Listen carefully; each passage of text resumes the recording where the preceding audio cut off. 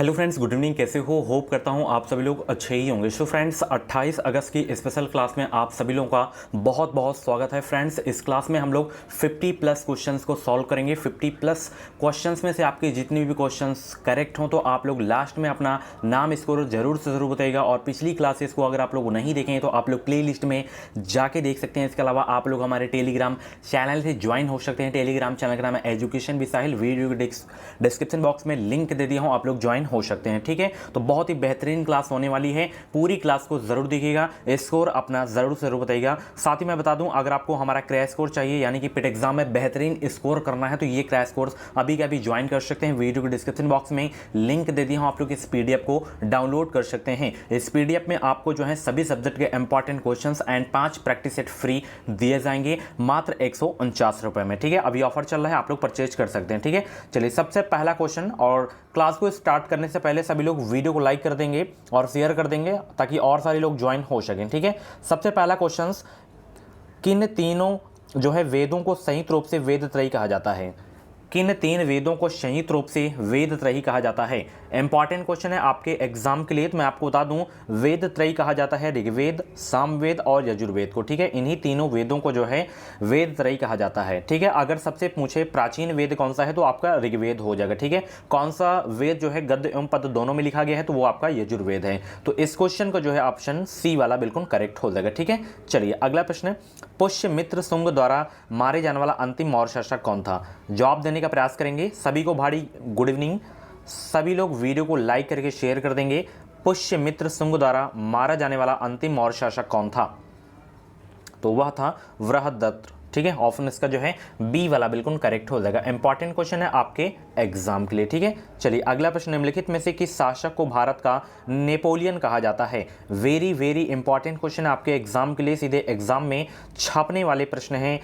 तो बहुत ही ज़बरदस्त प्रश्न है। जब भी आप लोग मेरी क्लास को देखा करें तो आप लोग अपने पास पेन कॉपी ज़रूर से ज़रूर रखा करें। ठीक है, तो भारत का नेपोलियन कहा जाता है समुद्रगुप्त को। ठीक है, ऑप्शन इसका जो है बी वाला बिल्कुल करेक्ट हो जाएगा। ठीक है, वीए स्मिथ ने जो है भारत का नेपोलियन की जो संज्ञा है इनको जो है दिए थे। ठीक है, वीए स्मिथ यानी कि विंसेंट स्मिथ। ठीक है, तो ऑप्शन इसका जो है बी वाला बिल्कुल करेक्ट हो जाएगा। चलिए, प्रसिद्ध चीनी यात्री वैन सॉन्ग ने किस सम्राट के शासनकाल के दौरान भारत की यात्रा की थी? आज मैं ट्रिक बता दूंगा, आज के बाद आप लोग भूलेंगे ही नहीं। देखिए, इसमें हा से आपका वैन सॉन्ग है। ठीक है, उसके बाद हा से आपका हर्षवर्धन है, तो ऐसे आप लोग याद कर सकते हैं। तो वैन सॉन्ग हर्षवर्धन के शासनकाल में भारत आया था। ठीक है, तो इंपॉर्टेंट क्वेश्चन है आपके एग्जाम के लिए। ठीक है, चलिए अगला प्रश्न आप देख सकते हैं, एक फौहान चीनी यात्री था, वो चंद्रगुप्त द्वितीय के शासनकाल में भारत आया था। ठीक है, चलिए अगला प्रश्न, निम्नलिखित में से कौन दिल्ली के लोदी राजवंश का जो है अंतिम शासक था? बहुत ही जबरदस्त प्रश्न है। सभी को भाई गुड इवनिंग। स्कोर बेहतरीन करना है तो बस ईमानदारी से चैनल को सब्सक्राइब करके जुड़े रहें। इस चैनल के माध्यम से आपको निश्चित ही मदद मिलेगी। निम्नलिखित में से कौन दिल्ली के लोदी राजवंश का अंतिम शासक था? तो वो था इब्राहिम लोदी। ठीक है, ऑप्शन इसका जो है ए वाला बिल्कुल करेक्ट हो जाएगा। इंपॉर्टेंट क्वेश्चन है आपके एग्जाम के लिए। ठीक है, तो अंतिम इब्राहिम लोदी थे। ठीक है, चलिए मुस्लिम लीग की स्थापना जो है कब की गई? मुस्लिम लीग की स्थापना कब की गई? वेरी इंपॉर्टेंट क्वेश्चन है। मुस्लिम लीग की स्थापना कब की गई थी?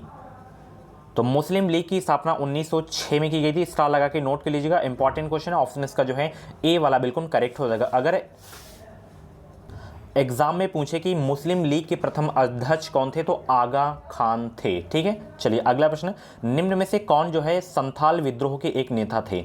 जवाब देने का प्रयास करेंगे। निम्न में से कौन संथाल विद्रोह के एक नेता थे? तो वह थे सिंधु मांझी। ठीक है, ऑप्शन इसका बी वाला बिल्कुल करेक्ट हो जाएगा। सभी लोग हर क्वेश्चन का जवाब जरूर से जरूर दिया करें ताकि मैं जान सकूं कि इनका क्या स्कोर जा रहा है। ठीक है, चलिए अगला प्रश्न, निम्न में स्वतंत्रता आंदोलन में भाग लेने वाले पश्चिम बंगाल के क्रांतिकारी की पहचान करें। क्वेश्चंस को अच्छे से पढ़ा करें, फिर ऑप्शन को, चारों ऑप्शन को अच्छे से देखा करें, फिर आप लोग जवाब दिया करें। सोच विचार कर जवाब दिया करें। जल्दबाजी में आपको आंसर सिलेक्ट नहीं करना है। ठीक है, जल्दबाजी में आंसर आपको गलत नहीं करना है। निम्न में स्वतंत्रता आंदोलन में भाग लेने वाले पश्चिम बंगाल के क्रांतिकारी की पहचान करना है तो वो है खुदीराम बोस। ठीक है, ऑप्शन इसका डी वाला बिल्कुल करेक्ट हो जाएगा। चलिए, बारदोली किसान सत्याग्रह का नेतृत्व किसने किया था? वेरी इंपॉर्टेंट क्वेश्चन है। बारदोली किसान सत्याग्रह का आंदोलन किसने किया था? जबरदस्त प्रश्न है, इंपॉर्टेंट क्वेश्चन है आपके एग्जाम के लिए। ये 1928 में जो है हुआ था और नेतृत्व किए थे वल्लभ भाई पटेल जी, ठीक है। ऑप्शन इसका जो है ए वाला बिल्कुल करेक्ट हो जाएगा। किस नेता ने हमें CR फार्मूला दिया है? किस नेता ने हमें जो है CR फार्मूला दिया है? जवाब देने का प्रयास करेंगे। वेरी इंपॉर्टेंट क्वेश्चन है आपके एग्जाम के लिए। 10 का जवाब देने का प्रयास करेंगे। किस नेता ने हमें CR फार्मूला दिया है? तो सिराज गोपालाचारी हमें CR फार्मूला दिए हैं, ठीक है। ऑप्शन इसका सी वाला बिल्कुल करेक्ट हो जाएगा। नॉर्वे की राजधानी क्या है? नॉर्वे की राजधानी क्या है? जवाब देने का प्रयास करेंगे। ब्यूनस आयर्स या रोम या ओस्लो या ओटावा? ओटावा तो कनाडा की है। नॉर्वे की राजधानी क्या है? तो नॉर्वे की राजधानी है ओस्लो, ठीक है। ऑप्शन इसका डी वाला बिल्कुल करेक्ट हो जाएगा। इंपॉर्टेंट क्वेश्चन है आपके एग्जाम के लिए। चलिए, 82 डिग्री 30 पूर्वी देशांतर भारत के लिए क्यों महत्वपूर्ण है? बहुत ही जबरदस्त प्रश्न है आपके एग्जाम के लिए। 12 का जवाब देने का प्रयास करेंगे। ये क्यों महत्वपूर्ण है? तो ये जो है महत्वपूर्ण है, यह भारतीय मानक समय का निर्धारण करता है, ठीक है। ऑप्शन इसका जो है बी वाला बिल्कुल करेक्ट हो जाएगा। 2011 की जनगणना के अनुसार भारत की साक्षरता दर कितनी थी? जवाब देने का प्रयास करेंगे। 2011 की जनगणना के अनुसार भारत की साक्षरता दर कितनी थी? तो साक्षरता दर याद रखिएगा 73% थी, ठीक है। ऑप्शन इसका जो है ए वाला बिल्कुल करेक्ट हो जाएगा। इंपॉर्टेंट क्वेश्चन है आपके एग्जाम के लिए। हीराकुंड बांध किस राज्य में स्थित है? हीराकुंड बांध जो है किस राज्य में स्थित है? छापने वाला प्रश्न है, डैम से क्वेश्चंस पूछे जाते हैं, तो इंपॉर्टेंट क्वेश्चन है, स्टार लगा के नोट जरूर कर लीजिएगा, ठीक है। सबसे पहला क्वेश्चन ये पूछा जा रहा है, हीराकुंड बांध किस राज्य में है? तो ये आपका उड़ीसा में है। एग्जाम में पूछा जा सकता है कि हीराकुंड बांध जो है किस नदी पर बनाया गया है? तो ये जो है महानदी पर है, ठीक है। ऑप्शन इसका सी वाला बिल्कुल करेक्ट हो जाएगा, ठीक है। चलिए, सबसे लंबा बांध है, ठीक है। चलिए, और सबसे ऊंचा पूछे तो टिहरी बांध उत्तराखंड में, ठीक है। किस नदी पर है आप लोग कमेंट बॉक्स में छाप देंगे। चलिए, निम्नलिखित में से कौन सा राज्य नेपाल के साथ अपनी सीमा साझा नहीं करता है? वह कौन सा राज्य है जो नेपाल के साथ अपनी सीमा साझा नहीं करता है? 15 का जवाब देने का प्रयास करेंगे भाई। तो उत्तर प्रदेश तो सभी को पता है, उत्तर प्रदेश एकमात्र ऐसा राज्य है जो मतलब केवल नेपाल को ही मतलब टच करता है, ठीक है। और इसमें बताइए कौन सा राज्य नेपाल के साथ अपनी सीमा साझा नहीं करता है? तो यहाँ पे पश्चिम बंगाल भी करता है, बिहार भी करता है, असम नेपाल के साथ अपनी सीमा साझा नहीं करता है। ऑप्शन इसका डी वाला बिल्कुल करेक्ट हो जाएगा, ठीक है। चलिए, भारत के संविधान में किस संशोधन के अंतर्गत वस्तु एवं सेवा कर लगाया गया था? 16 का जवाब देने का प्रयास करेंगे। GST जिसे बोलते हैं, 1 जुलाई 2017 से लागू किया गया है GST। ये जो है किस संशोधन के अंतर्गत लगाया गया था? ये लगाया गया था 101वें संशोधन के द्वारा, ठीक है। ऑप्शन इसका जो है सी वाला बिल्कुल करेक्ट हो जाएगा, ठीक है। एग्जाम में पूछ ले कि GST कौन सा कर है, डायरेक्ट या इनडायरेक्ट, यानी कि प्रत्यक्ष कर या अप्रत्यक्ष कर, तो अप्रत्यक्ष कर है, ठीक है। किस सूची में GST का वर्णन है? आप लोग कमेंट बॉक्स में जवाब देंगे। चलिए, 1 रुपए के नोट पर किसके सिग्नेचर होते हैं? 1 रुपए के नोट पर किसके हस्ताक्षर होते हैं? तो भारतीय वित्त सचिव को जो है हस्ताक्षर होते हैं। 17 का जो है ऑप्शन सी वाला बिल्कुल करेक्ट हो जाएगा। उसके ऊपर में जो है RBI के गवर्नर की सिग्नेचर होती है। RBI के फर्स्ट गवर्नर कौन थे? सर ऑस्बॉर्न स्मिथ थे, ठीक है। अगर प्रथम भारतीय गवर्नर पूछे RBI के तो CD देशमुख थे। चलिए, प्रथम वित्त आयोग के अध्यक्ष कौन थे? KC नियोगी थी, ठीक है। KC नियोगी थे। और इस समय 15वें वित्त आयोग के अध्यक्ष कौन है? NK सिंह, नंद किशोर सिंह, ठीक है। चलिए, अगला प्रश्न यहाँ पर देख सकते हैं, PMSBY का विस्तारित रूप क्या है? इसका फुल फॉर्म बताना है। PMSBY का विस्तारित रूप क्या हो जाएगा? तो प्रधानमंत्री सुरक्षा बीमा योजना, इसका जो है फुल फॉर्म है। ऑप्शन इसका ए वाला बिल्कुल करेक्ट हो जाएगा। और क्लास के बारे में अपना फीडबैक जरूर दिया करें, कैसी लगती है क्लास, ठीक है। चलिए, कुछ भी डाउट्स अगर हैं तो आप लोग बेहिचक अपना डाउट क्लियर कर सकते हैं कमेंट बॉक्स में। चलिए, पंडित दीनदयाल उपाध्याय उन्नत कृषि शिक्षा योजना का उद्देश्य क्या है? तो इसका जो उद्देश्य है माय डियर फ्रेंड्स क्या है, सब जवाब देने का प्रयास करेंगे सभी लोग। और वीडियो को यार आप लोग लाइक नहीं कर रहे हो, चलिए मैं वेट कर रहा हूँ, सभी लोग वीडियो को यार लाइक करो। लाइक करने से क्या होता है, आपका कंटेंट अगर आपको बेहतरीन लगता है तो प्लीज़ लाइक करके ज़रूर आप लोग जाया करें और एक बेहतरीन कमेंट करके ज़रूर जाया करें, ठीक है। तो पंडित दीनदयाल उपाध्याय उन्नत कृषि योजना का उद्देश्य था कृषि शिक्षा को बढ़ावा देने के लिए, ठीक है। ऑप्शन इसका जो है सी वाला बिल्कुल करेक्ट हो जाएगा। चलिए, निम्नलिखित में से किस अनुच्छेद में भारत को इंडिया भी कहा गया है? किस अनुच्छेद में भारत को इंडिया भी कहा जाता है, कहा गया है, सॉरी। तो ये कहा गया है अनुच्छेद 1 में, ठीक है। ऑप्शन इसका जो है ए वाला बिल्कुल करेक्ट हो जाएगा। चलिए, अगला प्रश्न, किस मौलिक अधिकार के तहत कानून के नज़र में सभी लोग समान हैं? बहुत ही अच्छा प्रश्न है ये। किस मौलिक अधिकार के तहत कानून के नज़र में सभी लोग समान हैं? 22 को जवाब देने का प्रयास करेंगे। तो वो मौलिक अधिकार है समता का अधिकार, जिसके तहत कानून के नज़र में सभी लोग समान हैं। तो ऑप्शन इसका सी वाला बिल्कुल करेक्ट हो जाएगा। ठीक है, चलिए निम्नलिखित में से कौन भारत के पूर्व राष्ट्रपति हैं? कौन जो है भारत के पूर्व राष्ट्रपति हैं?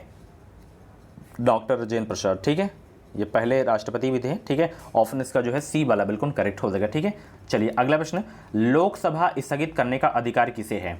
24 का जवाब देने का प्रयास करेंगे। लोकसभा स्थगित करने का अधिकार किसे है? तो ये अधिकार है राष्ट्रपति को। ऑप्शन इसका जो है डी वाला बिल्कुल करेक्ट हो जाएगा। उत्तर प्रदेश में लोकसभा की सीट कितनी है? 80 है। ठीक है, राज्यसभा की 31। ठीक है, चलिए निम्नलिखित में से किस राज्य ने सर्वप्रथम पंचायती राज अपनाया था? बहुत ही जबरदस्त प्रश्न है, अक्सर एग्जाम में ये क्वेश्चन पूछा ही जाता रहता है। निम्नलिखित में से किस राज्य ने सर्वप्रथम पंचायती राज अपनाया था? 25 का जवाब देने का प्रयास करेंगे सभी लोग। तो 2 अक्टूबर डेट याद रखिए, 2 अक्टूबर 1959 को, ठीक है, राजस्थान राज्य ने जो है सर्वप्रथम पंचायती राज अपनाया था। ठीक है, ऑप्शन इसका जो है बी वाला बिल्कुल करेक्ट हो जाएगा। ठीक है, किस जिले में? नागौर जिले में, ठीक है, लागू किया गया था पंचायती राज। चलिए, डॉट डॉट दर्पण कारों की हेडलाइट में प्रयोग किया जाता है। किसका प्रयोग, कौन सा दर्पण का प्रयोग जो है कारों की हेडलाइट में प्रयोग किया जाता है? 26 का जवाब देने का प्रयास करेंगे। हेडलाइट पूछा जा रहा है यहाँ पे। ठीक है, 26 का जवाब देने का प्रयास करेंगे।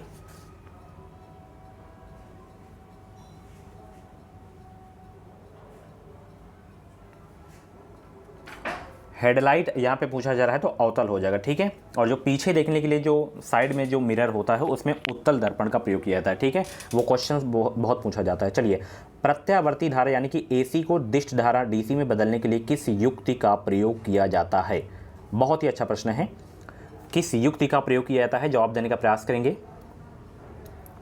तो रेक्टिफायर युक्ति का जो है प्रयोग किया जाता है। ऑप्शन इसका सी वाला बिल्कुल करेक्ट हो जाएगा। चलिए, ठोस कार्बन डाइऑक्साइड को क्या कहते हैं? ठोस कार्बन डाइऑक्साइड को कहते हैं क्या? 28 का जवाब देने का प्रयास करेंगे। ठोस कार्बन डाइऑक्साइड को कहते हैं क्या? सूखी बर्फ कहते हैं। ठीक है, ऑप्शन इसका डी वाला बिल्कुल करेक्ट हो जाएगा। चलिए अगले प्रश्न को चलते हैं। शरीर में किसकी गंभीर कमी के कारण क्वासी-ओरकोर रोग हो जाता है? किसकी कमी से जो है क्वासी-ओरकोर रोग हो जाता है? तो प्रोटीन की कमी से ध्यान रखिएगा, क्वासी-ओरकोर रोग हो जाता है। प्रोटीन याद रखिएगा। ऑप्शन इसका जो है डी वाला बिल्कुल करेक्ट हो जाएगा। ठीक है, चलिए अगले प्रश्न की ओर चलते हैं। निम्नलिखित में से कौन सा मांसाहारी पादप है? कौन सा मांसाहारी पादप है? 30 का जवाब देने का प्रयास करेंगे। मांसाहारी पादप है कौन सा? पादप मीन्स पौधा, तो वीनस फ्लाई ट्रैप है। ठीक है, ऑप्शन इसका जो है ए वाला बिल्कुल करेक्ट हो जाएगा। ठीक है, चलिए अगले प्रश्न को चलते हैं। हिंदी के क्वेश्चंस यहाँ पे स्टार्ट हो गए हैं। गद्यांश पद्यांश के मैं क्वेश्चंस नहीं लिया हूँ और बहुत ही जल्द आने वाली क्लासेस में गद्यांश के भी प्रश्न मैं करवाऊंगा। ठीक है, चलिए अंधेर नगरी के लेखक, ये छपने वाला प्रश्न है। तो अंधेर नगरी के लेखक हैं भारतेंदु हरिश्चंद्र। ठीक है, ऑप्शन इसका सी वाला बिल्कुल करेक्ट हो जाएगा। सूर्योदय शब्द का संधि विच्छेद क्या हो जाएगा? सूर्योदय शब्द का संधि विच्छेद बताइए सभी लोग। बहुत ही सरल प्रश्न है। सूर्योदय शब्द का संधि विच्छेद क्या हो जाएगा? जवाब देने का प्रयास करेंगे। सूर्योदय शब्द का संधि विच्छेद हो जाएगा सूर्य धन उदय। क्या हो जाएगा? सूर्य धन उदय हो जाएगा। तो ऑप्शन इसका बी वाला बिल्कुल करेक्ट हो जाएगा। अगर पूछे कि सूर्योदय में कौन सी संधि है तो गुण संधि है। ठीक है, चलिए दाता शब्द का स्त्रीलिंग शब्द क्या है? दाता शब्द का स्त्रीलिंग शब्द क्या है? बहुत ही जबरदस्त प्रश्न है। दाता शब्द का स्त्रीलिंग शब्द क्या हो जाएगा? 38 का जवाब देने का प्रयास करेंगे। दात्री हो जाएगा। क्या हो जाएगा? दात्री हो जाएगा। ठीक है, दाता शब्द का स्त्रीलिंग। तो ऑप्शन इसका जो है सी वाला बिल्कुल करेक्ट हो जाएगा। जो किए गए उपकार को मानता हो उसके लिए शब्द क्या हो जाएगा? जो किए गए उपकार को मानता हो उसके लिए शब्द क्या हो जाएगा? इंपॉर्टेंट क्वेश्चन है हिंदी का ये। ठीक है, और ग्रामर के मैं बता दूं 5 क्वेश्चन ही आएंगे, बाकी आपके पैसेज वाले क्वेश्चन आएंगे। ठीक है, 39 का जवाब देंगे। 39 का जवाब देने का प्रयास करेंगे सभी को। Good evening. जो किए गए उपकार को मानता हो उसके लिए शब्द होगा कृतज्ञ। क्या हो जाएगा? कृतज्ञ हो जाएगा। ठीक है, चलिए निम्नलिखित में से कौन सा शब्द सरस्वती का पर्यायवाची नहीं है? 40 का जवाब देने का प्रयास करेंगे। तो इसमें मैं बता दूं, वीणा पड़ी, महाश्वेता, भारती, ये सब सरस्वती के पर्यायवाची हैं। पद्मा ये सरस्वती का पर्यायवाची नहीं है, ये जो है लक्ष्मी का पर्यायवाची है। ठीक है, पद्मा। ऑप्शन इसका सी वाला बिल्कुल करेक्ट हो जाएगा। चलिए अप्रैल 2022 में नई दिल्ली में आयोजित अमृत समागम सम्मेलन के दौरान किस पोर्टल का शुभारंभ किया गया था? 51 का जवाब देने का प्रयास करेंगे। अप्रैल 2022 में नई दिल्ली में आयोजित अमृत समागम सम्मेलन के दौरान किस पोर्टल का शुभारंभ किया गया था? तो शुभारंभ किया गया था उत्सव पोर्टल का शुभारंभ किया गया था। ठीक है, छपने वाला प्रश्न है, ऑप्शन इसका जो है ए वाला बिल्कुल करेक्ट हो जाएगा। ठीक है, चलिए जनवरी 2022 में जारी वन स्थिति रिपोर्ट 2021 के अनुसार भारत में कौन राज्य क्षेत्रफल की दृष्टि से सर्वाधिक वनावरण के संबंध में पहले स्थान पर है। ये क्वेश्चंस बहुत पूछा जा रहा है। ठीक है, वन स्थिति रिपोर्ट से बहुत क्वेश्चन पूछा जा रहा है। ठीक है, तो वो जो सबसे पहले स्थान पर है वो ध्यान रखिएगा मध्य प्रदेश है। ठीक है, अगर प्रतिशत में पूछे तो मिजोरम है, अगर सर्वाधिक वृद्धि वाला पूछे राज्य की सर्वाधिक वृद्धि जो है किस राज्य में हुई है वन में, तो वो हुई है आंध्र प्रदेश में। तो ये तीनों क्वेश्चंस आपको याद रखने हैं। ठीक है, चलिए 1 से 4 अप्रैल 2022 के मध्य तत्कालीन राष्ट्रपति रामनाथ कोविंद किस देश की राज की यात्रा पर रहे। ये 53 वाला इंपॉर्टेंट क्वेश्चन है, जबरदस्त प्रश्न है। 1 से 4 अप्रैल 2022 के मध्य तत्कालीन राष्ट्रपति रामनाथ कोविंद किस देश की राज की यात्रा पर रहे। और जो क्वेश्चंस मैं आप लोगों से पूछा करूं उस क्वेश्चन का जवाब आप लोग जरूर से जरूर कमेंट बॉक्स में दिया करें, ताकि मैं जान सकूं किनका क्या भाई स्कोर जा रहा है, किनकी क्या तैयारी अभी है, ताकि मैं उस लेवल के क्वेश्चंस आप लोगों के सामने ला सकूं। ठीक है, तो तुर्कमेनिस्तान है वो। ठीक है, देश। चलिए अप्रैल 2022 में Stockholm International Peace Research Institute द्वारा जारी विश्व सैन्य खर्च प्रवृत्तियां रिपोर्ट 2021 के अनुसार विश्व के सर्वाधिक सैन्य खर्च करने वाले देशों में भारत का कौन सा स्थान है। कौन सा भाई स्थान है भारत का? 54 को जवाब देने का प्रयास करेंगे। तो इसमें जो भारत का स्थान है वो है तीसरा। ठीक है, ऑप्शन इसका जो है बी वाला बिल्कुल करेक्ट हो जाएगा। इंपॉर्टेंट क्वेश्चन था आपके एग्जाम के लिए। ठीक है, चलिए अगले प्रश्न की ओर चलते हैं, और इसमें सबसे फर्स्ट पे कौन था? यूएसए था। ठीक है, यूएसए, और चीन दूसरे पे था, तीसरे पे आपका इंडिया हो गया अपना। चलिए अप्रैल 2022 में किस बैंक ने वित्तीय समावेशन के लिए समाधानों के सह सृजन तथा नवोन्मेषण के लिए जो है फिनटेक स्टार्टअप समुदाय के साथ सहयोग करने हेतु एक संयुक्त पहल फिनोवेशन लॉन्च किया है? किस बैंक ने? 55 को जवाब देने का प्रयास करेंगे। तो वो बैंक है इंडिया पोस्ट पेमेंट बैंक। ठीक है, ऑप्शन इसका ए वाला बिल्कुल करेक्ट हो जाएगा। ठीक है, आईपीबी। चलिए फरवरी 2022 में भारतीय अंतरिक्ष अनुसंधान संगठन यानी कि इसरो ने ध्रुवीय उपग्रह प्रक्षेपण यान के माध्यम से किस उपग्रह का सफल प्रक्षेपण किया है? 56 का जवाब देने का प्रयास करेंगे। तो वो है EOS 404। ठीक है, ऑप्शन इसका सी वाला बिल्कुल करेक्ट हो जाएगा। आप लोगों से क्वेश्चन है इसरो की स्थापना कब हुई, इसरो का हेडक्वार्टर कौन है, मतलब कहाँ है, और इसरो के इस समय अध्यक्ष कौन है, ये आपको बताना है। ठीक है, चेंज हुए हैं। ठीक है, चलिए फरवरी 2022 में प्रसिद्ध पार्श्व गायिका लता मंगेशकर का निधन हो गया। उन्हें किस वर्ष भारत रत्न से सम्मानित किया गया था? सीधे एग्जाम में छपने वाला प्रश्न है, तो स्टार लगा के नोट कर लीजिएगा। भारत रत्न से सम्मानित किया गया था लता मंगेशकर को कब? 2001 में। ठीक है, ऑप्शन इसका जो है डी वाला बिल्कुल करेक्ट हो जाएगा। चलिए अप्रैल 2022 में कहाँ पहली बार राष्ट्रीय राजधानी के बाहर राष्ट्रीय बाघ संरक्षण प्राधिकरण की बैठक आयोजित हुई थी?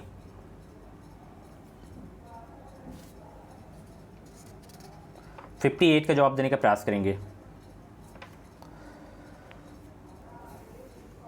तो ये आयोजित हुई थी पक्की बाघा अभ्यारण्य में। ये कहाँ पे है? अरुणाचल प्रदेश में। ठीक है, चलिए अगला प्रश्न यहाँ पर देख सकते हैं। फरवरी 2022 में केंद्र सरकार द्वारा राष्ट्रीय शिक्षा नीति 2020 और 2021-22 की बजट घोषणाओं के अनुरूप वयस्क शिक्षा के लिए शुरू की गई योजना का नव भारत साक्षरता कार्यक्रम की अवधि क्या है? ये इंपॉर्टेंट क्वेश्चन है, इस क्वेश्चन को जरूर से जरूर आप लोग नोट करिएगा। नव भारत साक्षरता कार्यक्रम की अवधि क्या है? तो इसकी अवधि है 2022 से 2027। पूछा जाने वाला प्रश्न है। ठीक है, डी वाला करेक्ट हो जाएगा। मैं एक बार फिर से बोल रहा हूँ, इस क्वेश्चन को नोट कर लीजिएगा सभी लोग। चलिए फरवरी मार्च 2022 के मध्य 5वीं संयुक्त राष्ट्र पर्यावरण सभा 2022 का आयोजन कहाँ किया गया? तो इसका जो है आयोजन किया गया है नैरोबी में। ठीक है, ऑप्शन इसका जो है बी वाला बिल्कुल करेक्ट हो जाएगा। चलिए डेनमार्क की राजधानी क्या है? राजधानी से क्वेश्चन जरूर आएगा आपके एग्जाम में। डेनमार्क की राजधानी क्या है? और जितने भी लोग नए हैं सब्सक्राइब कर लेंगे ताकि आने वाली क्लासेस का नोटिफिकेशन आपको मिलता रहे। डेनमार्क की राजधानी क्या है भाई? कोपेनहेगन है। ठीक है, ऑप्शन इसका ए वाला बिल्कुल करेक्ट हो जाएगा। भांगड़ा किस राज्य का लोक नृत्य है? भांगड़ा जो है किस राज्य का लोक नृत्य है? तो पंजाब का है। ऑप्शन इसका बी वाला बिल्कुल करेक्ट हो जाएगा। स्टार लगा के नोट कर लीजिएगा। चलिए यूनिसेफ की स्थापना किस वर्ष हुई थी? यूनिसेफ की स्थापना किस वर्ष हुई थी? यहाँ पे स्टैटिक जीके के क्वेश्चन स्टार्ट हो गए हैं। 63 का जवाब भाई जवाब देने का प्रयास करेंगे। यूनिसेफ की स्थापना कब हुई थी? तो यूनिसेफ की स्थापना हुई थी वर्ष 1946 में। ऑप्शन इसका जो है ए वाला बिल्कुल करेक्ट हो जाएगा। और इसका हेडक्वार्टर कहाँ पे है? न्यूयॉर्क में, ठीक है, न्यूयॉर्क में इसका हेडक्वार्टर है, ये भी याद रखना। निम्नलिखित में से भारत का सर्वोच्च नागरिक पुरस्कार कौन सा है? निम्नलिखित में से जो है भारत का सर्वोच्च नागरिक पुरस्कार कौन सा है? तो वो है आपका भारत रत्न, ठीक है। ऑप्शन इसका जो है ए वाला बिल्कुल करेक्ट हो जाएगा। रूमी दरवाजा कहाँ स्थित है? रूमी दरवाजा ये आपका लखनऊ में स्थित है, उत्तर प्रदेश की राजधानी लखनऊ। लखनऊ किस नदी के किनारे स्थित है? गोमती नदी के किनारे स्थित है। और 65 का जो है बी वाला बिल्कुल करेक्ट हो जाएगा, ठीक है। चलिए भाई अगले प्रश्न की ओर चलते हैं। रामनाथ गोयनका पुरस्कार किस क्षेत्र में योगदान के लिए प्रदान किया जाता है? ये जो पुरस्कार है भाई ये किस क्षेत्र में योगदान के लिए प्रदान किया जाता है? छाछ का जवाब देने का प्रयास करेंगे। तो ये जो है पत्रकारिता के क्षेत्र में जो है प्रदान किया जाता है रामनाथ गोयनका पुरस्कार। ये इंपॉर्टेंट क्वेश्चन है, आने वाला प्रश्न है, तो बी वाला बिल्कुल करेक्ट हो जाएगा। नोट जरूर कर लीजिएगा, ठीक है। पुस्तक गोल्डन बॉय नीरज चोपड़ा के लेखक कौन है? ये बहुत ही अच्छा प्रश्न है। पुस्तक गोल्डन बॉय नीरज चोपड़ा के लेखक कौन है? तो इसके लेखक हैं नवदीप सिंह गिल, ठीक है। ऑप्शन इसका डी वाला बिल्कुल करेक्ट हो जाएगा। मई 2022 में संपन्न हुई राष्ट्रीय फुटबॉल चैंपियनशिप हीरो संतोष ट्रॉफी 2021-22 का खिताब किस टीम ने जीता?